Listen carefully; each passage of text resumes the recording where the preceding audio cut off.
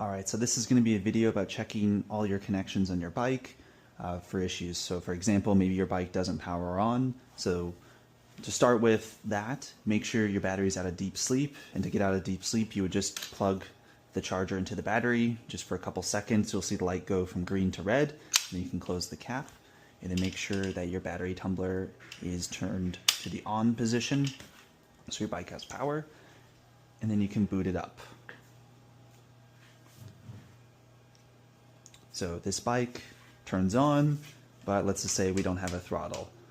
Okay, so we can start checking connections. So to be safe, in case there's any issues, just power off your bike and let's begin the connection step. So the first step is look at your battery, and what you want to look at is you want to make sure there's no battery gap where it meets the plate here, or the gap is very, very small. Now there's pretty much no gap on this side at all.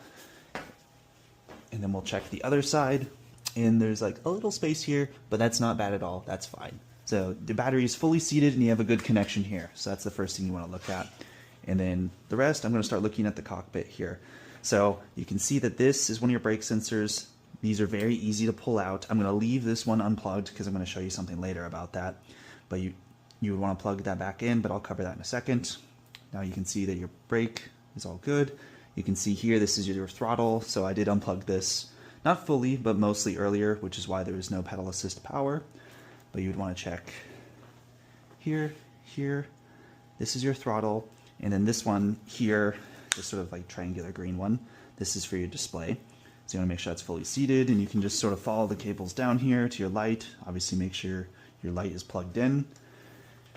And then that's for the basics that you'll have to check. It's very unlikely you'd have to go into the controller box, so we won't cover that in this video.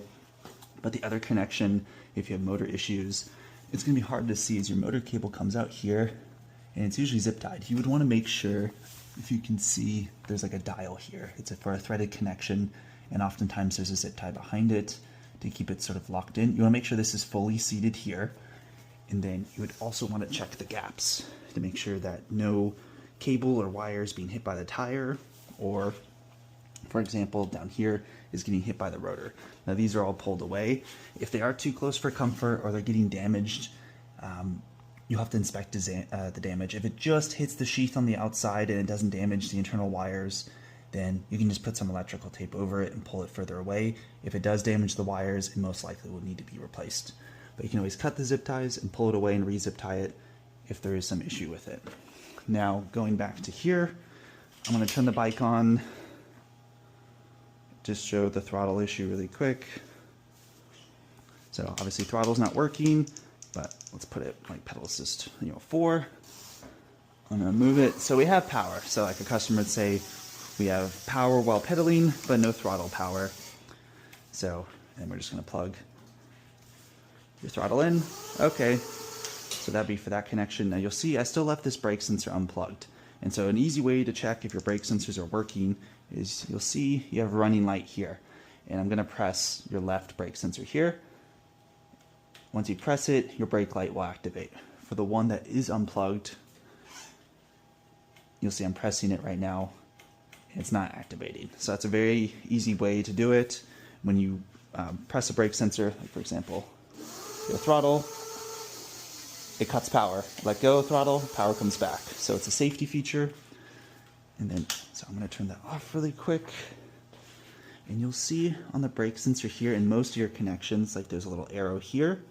And it's going to be very hard to tell because it's on the inside, but there is a tiny little arrow there on that side. And so you want the arrows to match with each other so you don't damage the pins, and you can clip it back in. And if you want to give yourself some more room, you can unwrap this or pull some cable through to give you some more. And so for most of your connections, like you'll see here, there's an arrow, and then here there's another arrow. And then for the display plug, it can only really go in one way. It's a very unique shape. But just make sure if you have loose connections or they're pulled apart that you look at the alignment arrows and you put them back in fully, and then we can check from there.